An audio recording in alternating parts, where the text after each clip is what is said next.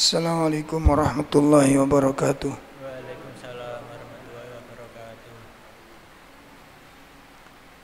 Alhamdulillahi rabbil alamin.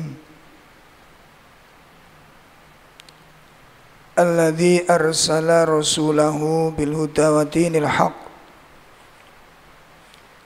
liyudhhirahu 'alad dini kullih walau karihal musyrikun. Asyhadu an la ilaha illallah wahdahu la syarikalah wa asyhadu anna Muhammadan abduhu wa rasuluh.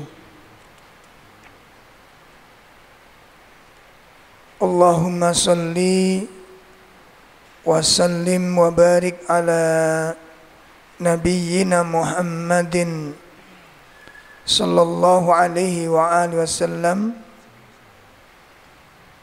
Wa syarrul umur muhdatsatuha wa kullu muhdatsatin bid'ah wa kullu bid'atin dhalalah wa kullu dhalalatin finnar.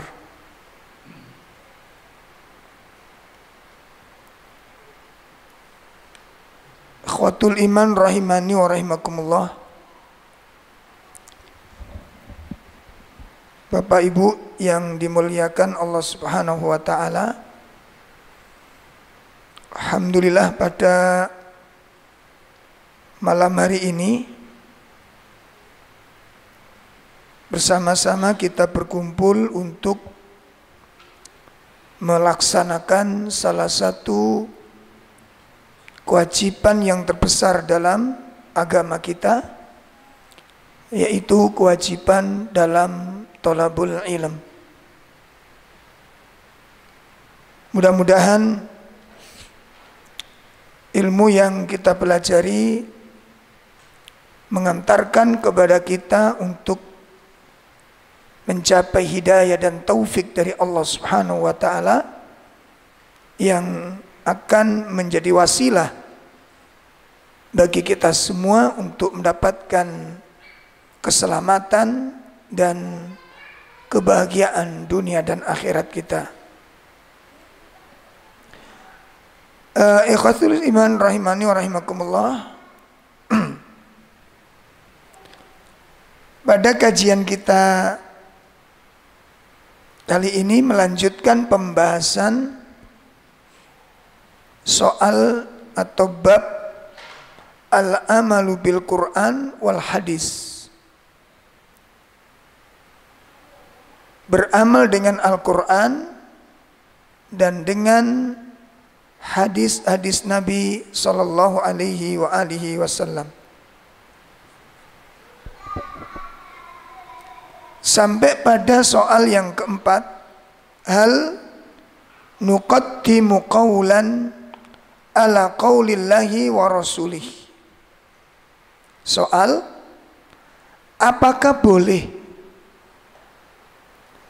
kita mendahului suatu perkataan dari firman Allah Subhanahu wa taala dan dari perkataan Nabi sallallahu alaihi wasallam? Bolehkah kita mendahului Allah dan Rasulnya berbicara tentang agama? Ya, bolehkah kita mendahului Allah dan Rasul berbicara tentang masalah agama? Maka jawab, la nuqaddimu, tidak diperbolehkan mendahului qaulan, satu ucapan atau pandangan atau pendapat. Ya, tidak diperbolehkan mendahului suatu ucapan ala qaulillahi wa rasulihi, atas firman Allah Subhanahu wa taala dan sabda Nabi sallallahu alaihi wa alihi wasallam. Jadi soal yang dipersoalkan di sini adalah hukum berbicara tentang agama mendahulukan akal daripada Al-Quran dan Sunnah. Maka hukumnya adalah tidak boleh. Ini agama. Ya. Liqauli ta'ala, berdasarkan firman Allah Subhanahu wa ta'ala di dalam surah Al-Hujurat pada ayat yang pertama. Ya, berdasarkan surah Al-Hujurat surat yang ke-49 ayat yang pertama. Di ayat itu Allah Subhanahu wa ta'ala menyatakan, A'udzu billahi minasy syaithanir rajim. Bismillahirrahmanirrahim. Ya ayyuhalladzina amanu la tuqaddimu baina yadayillahi wa rasulih. La tuqaddimu baina yadayillahi wa rasulihi wattaqullah. Innallaha sami'un alim. Ya. Wahai orang-orang beriman, janganlah kamu mendahului Allah dan Rasul-Nya, dan bertakwalah kepada Allah. Sungguh Allah Maha mendengar, Maha mengetahui. Nah, wahai orang-orang yang beriman, janganlah kalian mendahului Allah dan mendahului Rasul, ya, dalam urusan agama ini. Apa yang terkandung pelajaran dari ayat ini?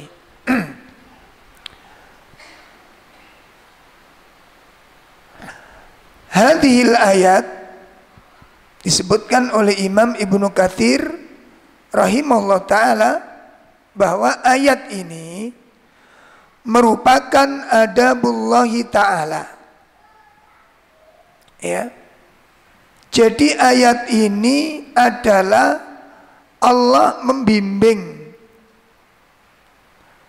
Dengan ayat ini ibaduhul mu'minin, hamba-hambanya yang beriman, fima yu'amiluna, terhadap, ya, atau dengan perkara tersebut, bagaimana tentang bermuamalah,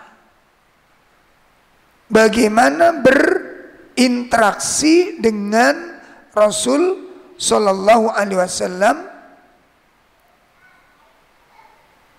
ya, bagaimana berinteraksi dengan Rasul Sallallahu Alaihi Wasallam, wal ihtiram, dan memberikan hormat kepada beliau,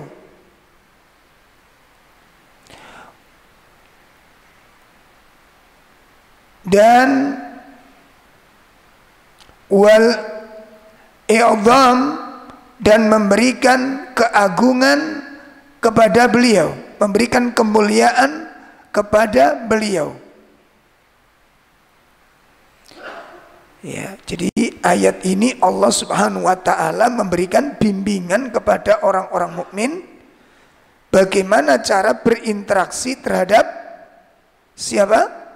Rasul Sallallahu Alaihi Wasallam.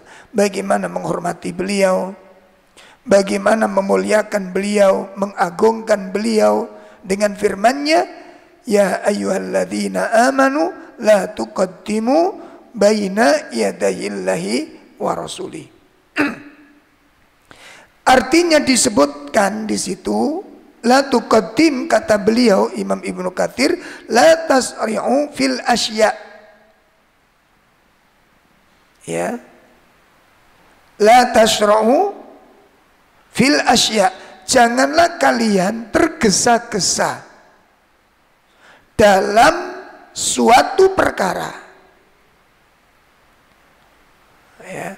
Baina yadayillahi wa rasulihi. Ya, sebelum Nabi dan sebelum Allah mengucapkan tentang sesuatu. Jadi kita tidak boleh tergesa-gesa mengomentari tentang agama, berpendapat tentang agama, berbicara tentang agama sebelum kita membaca ayat-ayat Al-Quran dan Sunnah Nabi. Ya, jadi komentar tentang agama itu tidak boleh sebelum kita mengetahui masalah tersebut dari kitab dan sunnah. Ya. Tidak boleh mengeluarkan pandangan sebelum mengambil pandangan-pandangan dari Al-Quran dan sunnah. Tidak boleh memberikan hukum-hukum sebelum mencari hukum-hukum yang ada dalam Al-Quran dan sunnah. Balkunu bahkan hendaklah kalian menjadi taba'an lahu. Hendaklah kalian menjadi pengikut lahu kepada Nabi SAW fi jami'il umur, dalam setiap perkara. Jadi mestinya kalian itu menjadi pengikut. Nah, kalau yang menjadi pengikut harus bagaimana? Membicarakan agama itu sesuai dengan pembicaraan orang yang diikuti. Berpendapat sebagaimana pendapat orang yang diikuti. Mengamalkan sebagaimana orang-orang yang diikuti itu mengamalkan. Bal kunu taba'an. Bahkan hendaklah kalian menjadi seorang pengikut kepada Nabi.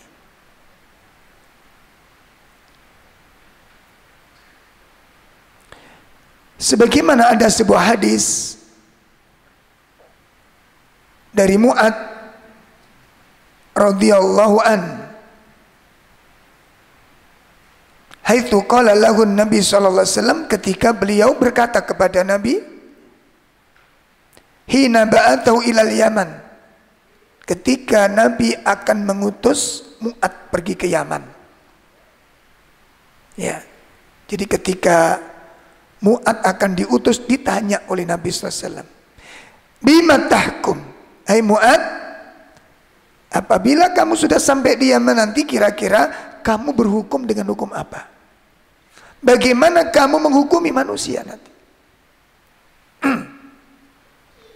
Maka Mu'ad mengatakan, bi kitabillahi ta'ala, aku akan menghukumi manusia itu dengan aku ambil dari kitab Allah Subhanahu wa ta'ala. Kemudian Nabi bersabda lagi, fa illam tajid, kalau kamu enggak mendapati Al-Qur'an di dalam Al-Qur'an bagaimana? Ya. Kalau kamu tidak mendapati dalam Al-Qur'an, bagaimana kamu menghukumi manusia? Maka Mu'ad mengatakan, bi sunnati Rasulullah sallallahu alaihi wasallam. Maka aku akan menghukumi manusia itu dengan apa? Sunnah Nabi sallallahu alaihi wasallam. Ya.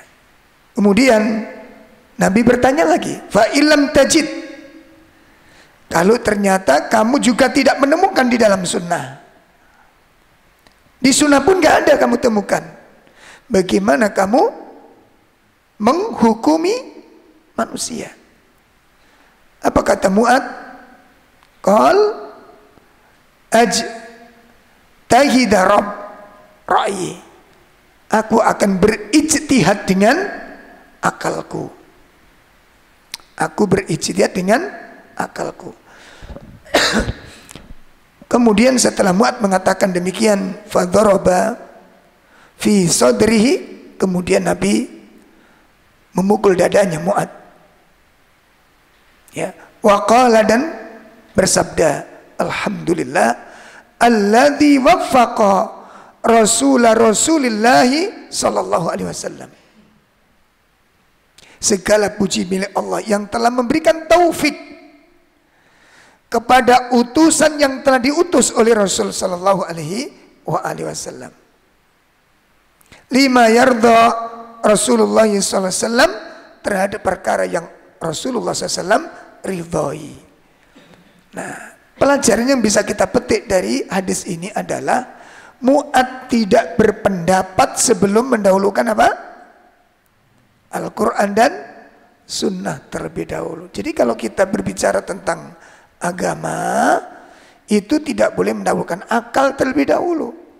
Apa saja tentang hukum, tentang masalah-masalah yang lain, tidak boleh kita melogikakan terlebih dahulu sebelum kita mencari apa yang ada dalam Al-Quran dan di dalam Sunnah Nabi Sallallahu Alaihi Wasallam.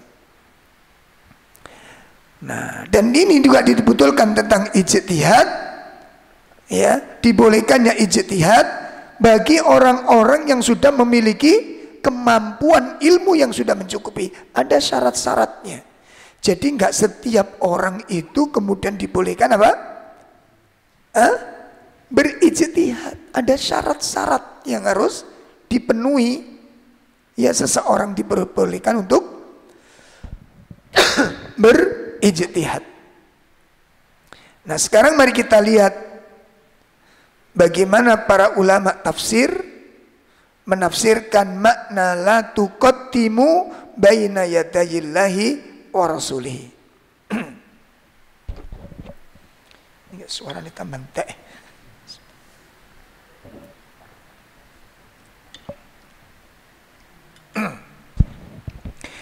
Pertama, berkata sahabat Ali bin Abi Thalhah dari sahabat Ibnu Abbas radhiyallahu anhu, dari sahabat Abdullah bin Ibnu Abbas, ketika menafsirkan la tuqaddimu baina yadayillahi wa rasulih, itu artinya apa? La takunu khilaful kitab was sunnah. Masya Allah. Janganlah engkau mengucapkan sesuatu yang menyelisih kitab dan sunnah Nabi Sallallahu Alaihi Wasallam. Ini kata siapa? Tafsir dari sahabat Abdullah ibnu. Yang dimaksud la tuqaddimu baina yadayillahi itu artinya apa? Jangan kamu mengucapkan sesuatu pun yang menyelisihi Alkitab dan Sunnah. Jangan kamu mengucapkan sesuatu yang menyelisihi Alkitab dan menyelisihi Sunnah. Itu tentang agama, nggak boleh. Ya Allah. Sekarang orang berbicara agama bukan cuma nyelisihi, Pak. Tahawur. Napa tahawur? Hah? Ngawurin nemen katanya. Pol ngawurin ini. Ya Allah.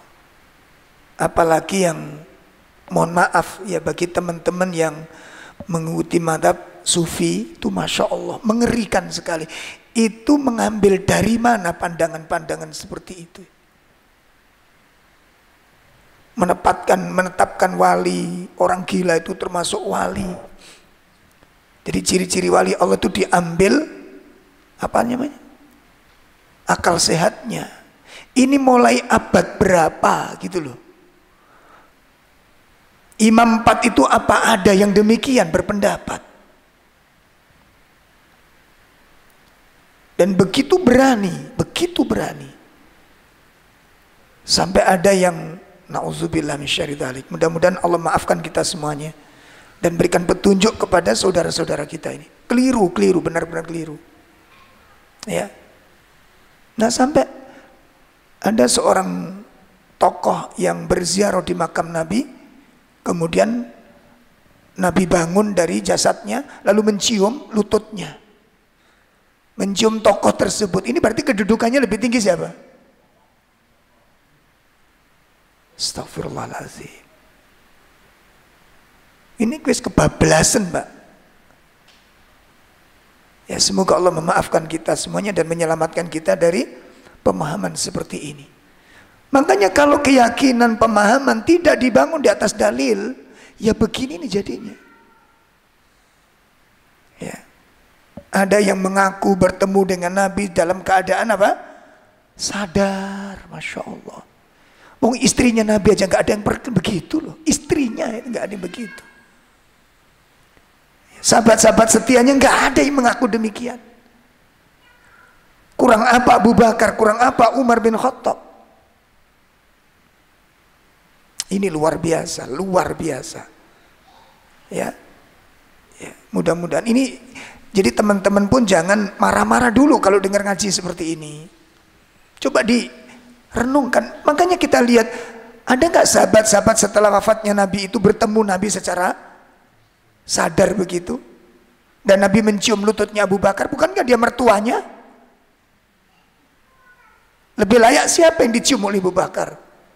Dan ini tidak pernah terjadi sekalipun. Ya. Masya Allah. Makanya umat tambah gak karu-karuan Mbak ini.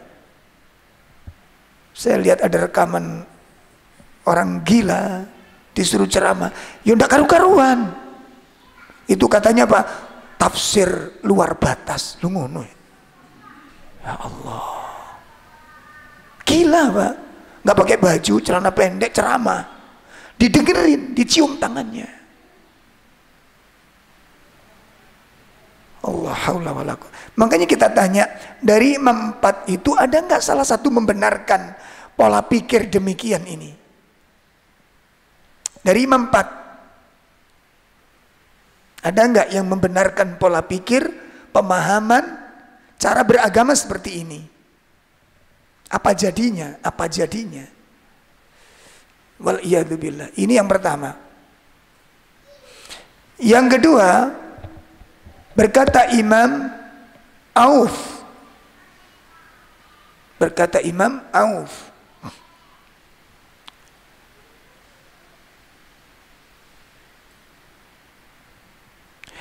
Na'u an yatakallamu baina yaday kalami. Ya. Allah Subhanahu wa taala melarang seseorang berbicara mendahului firman-Nya. Ya, ini adab. Allah di dalam ayat ini la tuqaddim itu bentuk larangan. Allah melarang hambanya untuk berbicara mendahului firman Allah Subhanahu wa taala. Ya, enggak boleh. Ini kita enggak punya adab namanya. Coba kalau ada guru kita di depan kita, berani nggak kita berpendapat sebelum guru kita berpendapat? Berani apa enggak? Berani. Di WA itu, dialog itu teman-teman, Masya Allah, Ustadz di situ, Ustadz di situ, tawuran, berbeda pendapat. Ustadznya disuruh tolak-tolak begitu, ya Allah. Ini namanya santri-santri kurang apa? Iya. Ada enggak begitu? Berbeda pendapat, ustadznya di situ, di grup itu, melontarkan dalil-dalil. Saya mikir, ini teman-teman tuh melihat ustadz di situ tuh sebagai apa gitu. Saya nggak bisa bayangin teman. Coba kalau duduk begini, duduk terus ada dua orang, ustadznya di situ. Kira-kira ustadznya ngapain? Tolak begini. Stop. Dan ini terjadi di jamaah kita, di grup-grup WA kita. Ainal adab. Di mana adab? Insyaallah. Ini yang kedua. Pendapat yang ketiga, makna la tuqaddimu baina yadayillahi wa rasuli, berkata Imam Mujahid. Berkata Imam Mujahid, la taftatu ala Rasulillahi sallallahu alaihi wasallam bi syai'in hatta yaqdallaha ta'ala ala lisani. Janganlah kalian berfatwa. Janganlah kalian apa? berfatwa, memberikan sebuah keputusan ala Rasulullah sallallahu alaihi wasallam terhadap Nabi, terhadap Rasulullah SAW, bisyai'in, dengan sesuatu, hatta sehingga Allah memutuskan ala lisanihi, melalui lisannya Rasulullah sallallahu alaihi wasallam. Jangan kamu berfatwa tentang sesuatu melebihi fatwanya Nabi SAW sampai Allah memutuskan melalui lisannya Rasulullah sallallahu alaihi wasallam.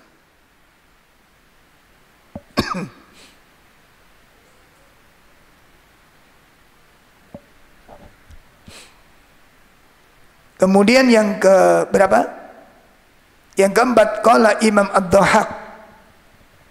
Berkata Imam Ad-Dhahhak, la taqdu, jangan kalian memutuskan. Memutuskan ini boleh, ini nggak boleh, harus begini, jangan.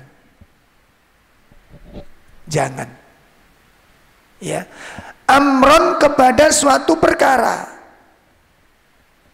Jangan engkau memutuskan suatu perkara dunallah wa rasulah. Ya.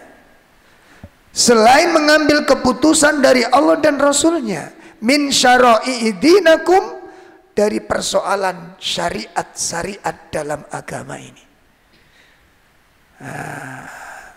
Memberikan aturan-aturan, menetapkan suatu cara-cara beribadah.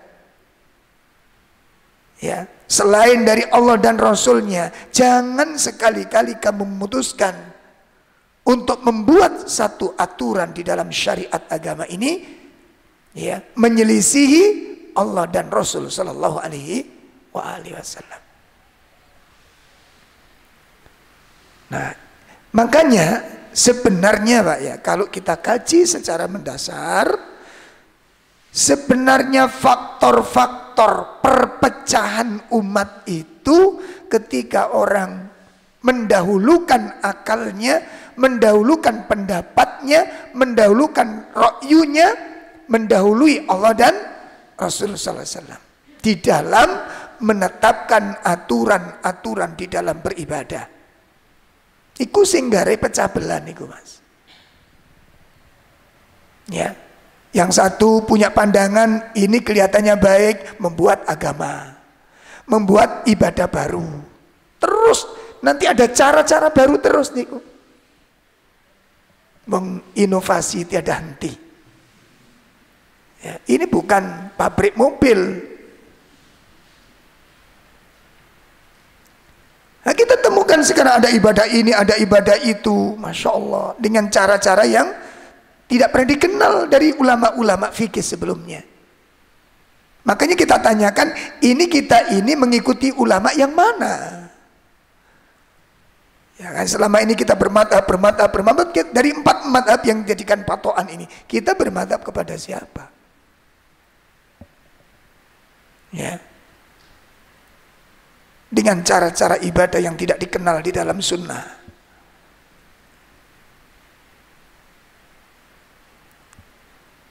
Ya, baik itu cara zikir, sampai ada yang na'udzubillah min syarri dzalik, seperti orang kesurupan.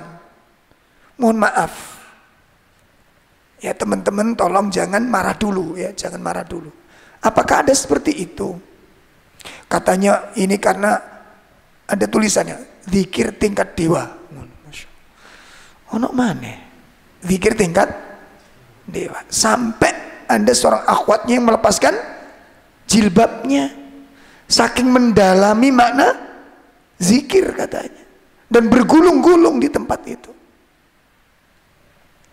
Dan itu dimaklumi ini karena sudah menyatu antara zikir dengan astagfirullah. Ada. Terus apakah ulama-ulama dulu tidak seperti itu, tidak menyatu dengan zikirnya?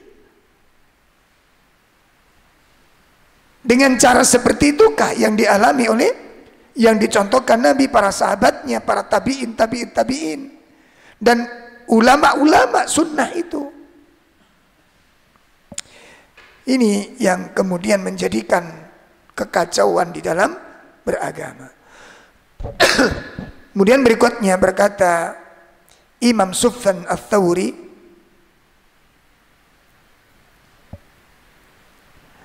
la tuqaddimu baina yadayillahi wa rasul. Artinya apa? Biqaulin wala fi'lin. Baik itu ucapan maupun perbuatan tidak boleh menyelisih sebagaimana yang telah dicontohkan oleh Nabi sallallahu alaihi wasallam. Baik itu ucapan maupun perbuatan.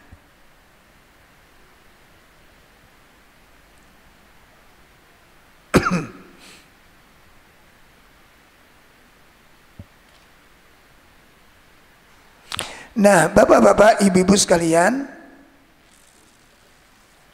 ini makna dari kalimat la tuqaddimu baina yadayillahi wa rasulih. Kemudian disebutkan di dalam kitab Firqatun Najiyah, wa qala al-Imam Malik, berkata Imam Malik, laisa ahadun ba'dan Nabi sallallahu alaihi wasallam, ya, tidak ada seorang pun, ya, kata Imam Malik, tidak ada seorang pun ba'dan Nabi sallallahu alaihi wasallam, setelah Nabi sallallahu alaihi wasallam, illa yu'khadu min qawlihi wa yutraku illa Nabi sallallahu alaihi wasallam. Ya, tidak ada seorang pun setelah Nabi SAW kecuali perkataannya, pendapatnya itu bisa diambil dan ditinggalkan. Tidak seorang pun setelah Nabi SAW yang kalau punya pendapat boleh diambil, boleh ditinggal. Illan Nabi SAW, kecuali apa yang telah difatwakan oleh Nabi SAW. Jadi gini, kalau dalam urusan agama itu telah mengatakan, telah berpendapat si fulan, maka pendapat ini bisa diambil, bisa ditinggalkan. Sakit dipahami? Ya, seperti tentang kan banyak fikih-fikih itu, ketika sujud, berangkat sujud. Hadisnya kan satu itu, Pak. Jangan seperti unta, kan gitu kan? Iya kan? Nah, ulama-ulama menafsirkan unta ini bermacam-macam pandangan. Ada yang menafsirkan tangan dulu sebelum lutut. Jadi kalau berangkat dari i'tidal ke sujud, itu ada yang berpendapat tangan dulu sebelum lutut. Terus ada pula yang berpendapat apa? Lutut dulu sebelum tangan. Jadi ada yang lutut dulu, ada yang tangan dulu. Ini namanya pendapat. Ya, sehingga kalau sudah masuk ranah seperti ini, kita kembali perkataan Imam Malik ini. Ya, laisa ahadun ba'dan Nabi sallallahu alaihi wasallam illa yu'khadu min qawlihi wa yutraku. Ya, tidak ada seorang pun setelah Nabi sallallahu alaihi wasallam yang ucapannya, yang pendapatnya bisa diambil, bisa ditinggalkan. Kalau yang namanya pendapat itu tidak mesti harus diterima. Sakit dipahami ini? Kecuali Nabi sallallahu alaihi wasallam. Makanya dalam masalah ini manhaj Ahlussunnah memberikan toleransi yang seluas-luasnya dalam masalah tersebut. Ya, makanya kalau kita bicara tentang khilafiyah, tentang perbedaan pendapat, wah itu panjang jamaah sekalian. Panjang sekali. Contoh kecil ya.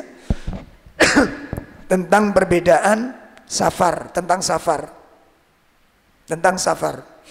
Yang menjadi polemik pembicaraan pertama, jarak.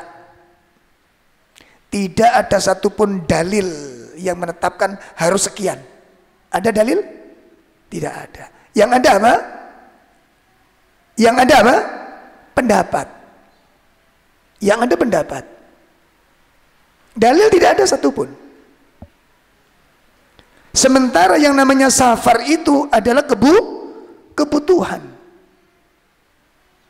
Pasti semuanya orang pernah bersafar dan butuh safar. Betul tidak?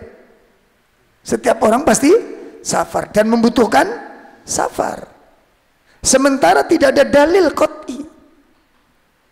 Sehingga perbedaan dalam masalah tersebut itu sangat banyak. Ada sekitar 20 pendapat tentang jarak safar. Nah, makanya nggak boleh terlalu ngotot kita. Tapi ojo gegabah. Engko ini nang Mojosari wis dijamak kosor sampean. Ini kebacut sampean. Ya. Nah kan safar Ustaz. Makanya kembali kepada jumhur. Jadi kalau jumhur itu kembali kepada urf. Urf itu apa? Kebiasaan masyarakat situ. Itu masalah pertama tentang safar. Yang kedua tentang waktu. Berapa lama orang dihukumi safar? Itu pun apa? Terjadi khilafiyah. Ada 20 lebih perbedaan pendapat itu. Makanya kalau gini nggak usah terlalu ngotot-ngotot kita. Nggak usah terlalu ngotot-ngotot. Banyak hal. Tidur, menyentuh perempuan, batal apa enggak. Nah, ini banyak terjadi khilafiyah. Ya. Nah, makanya kalau sudah masuk di dalam ini pendapat apa dalil.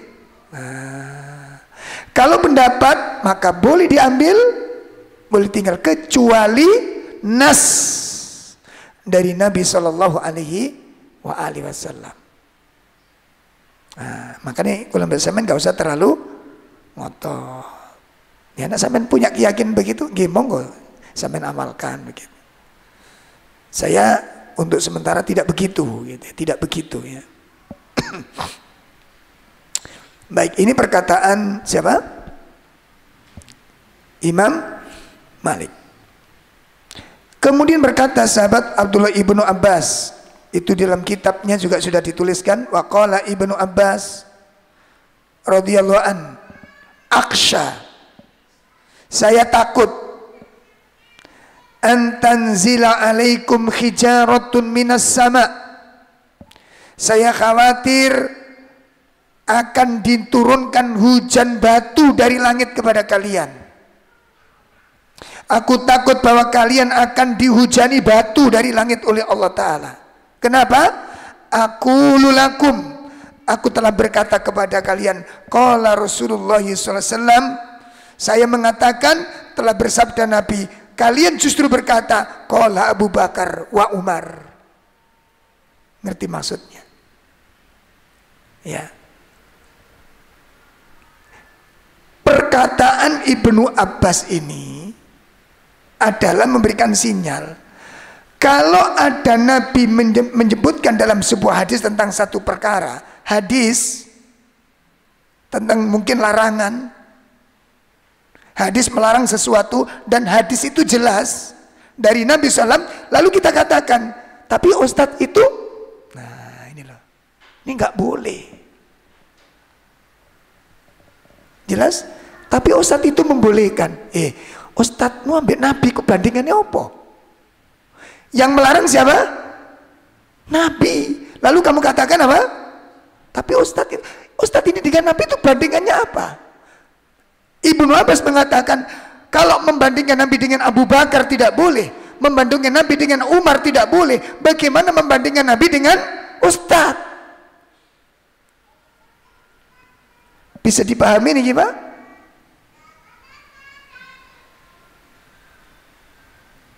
Jadi kalau nasnya jelas, hadisnya jelas, ada larangan, jangan ditabrakkan dengan pendapat-pendapat. Kenapa? Karena pendapat lain nggak boleh diterima. Kalau Nabi sudah menjelaskan adanya sebuah larangan.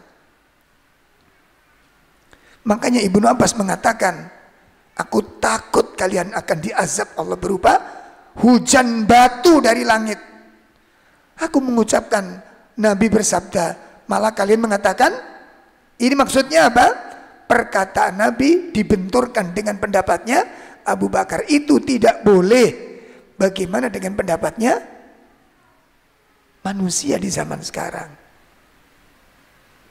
Nah, ini loh Pak kencengnya tentang masalah hukum terhadap sesuatu agama.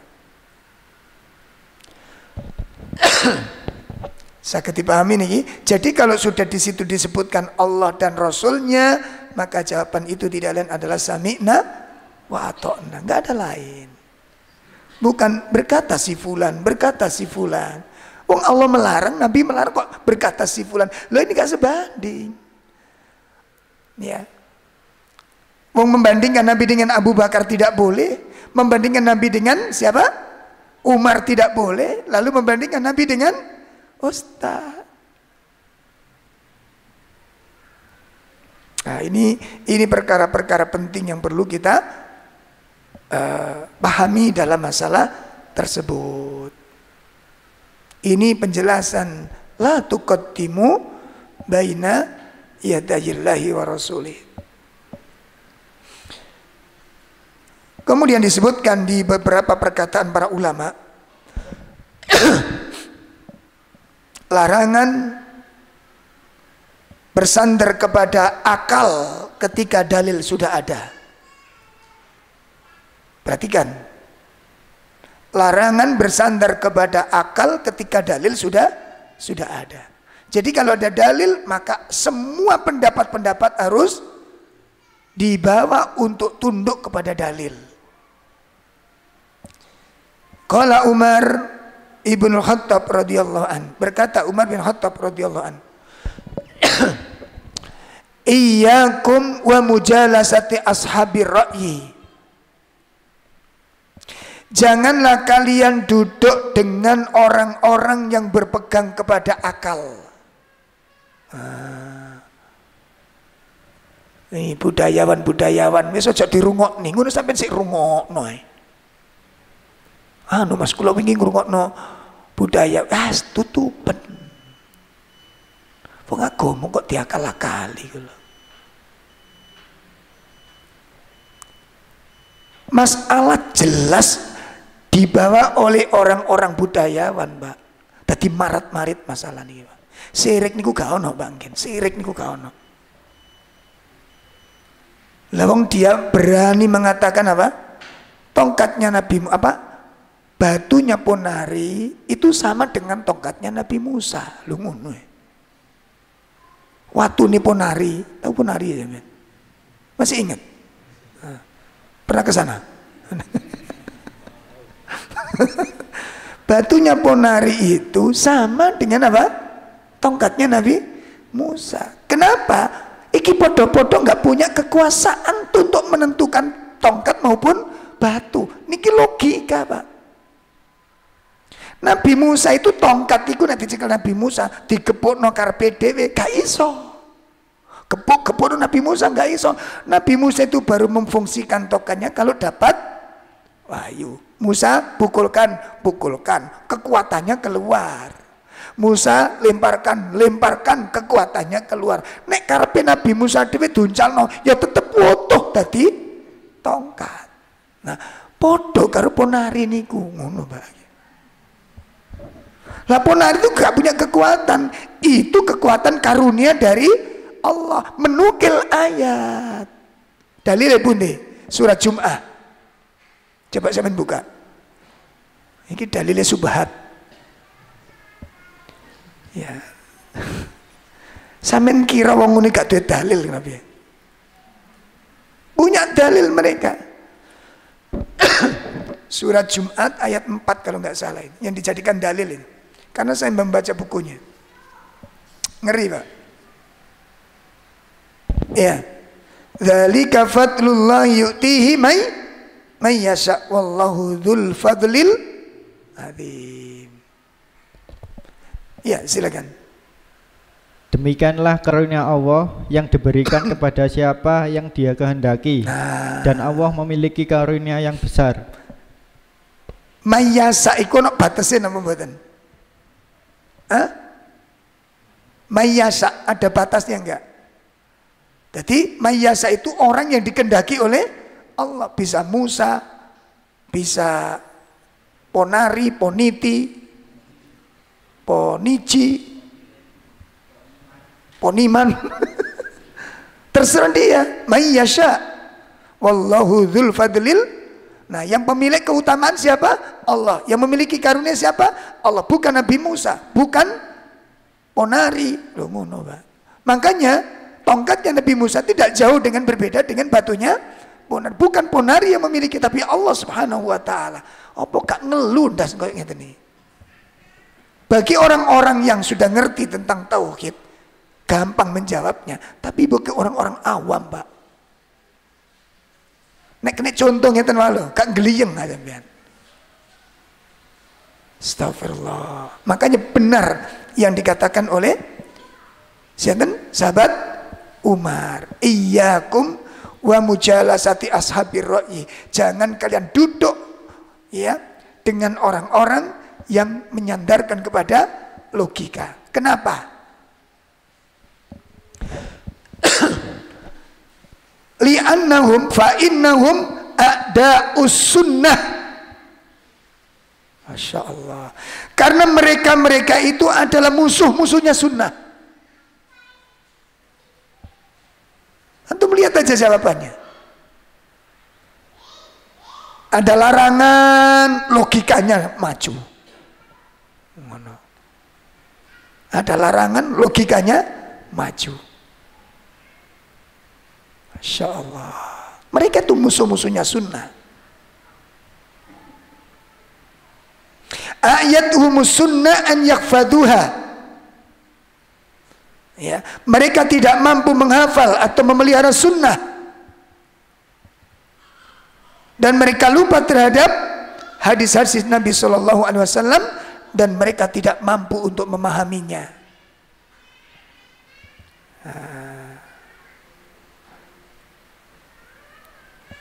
Kemudian wasu'ilu. Kemudian mereka ditanya tentang hal-hal amma la ya'lamun, tentang perkara-perkara yang mereka tidak ketahui.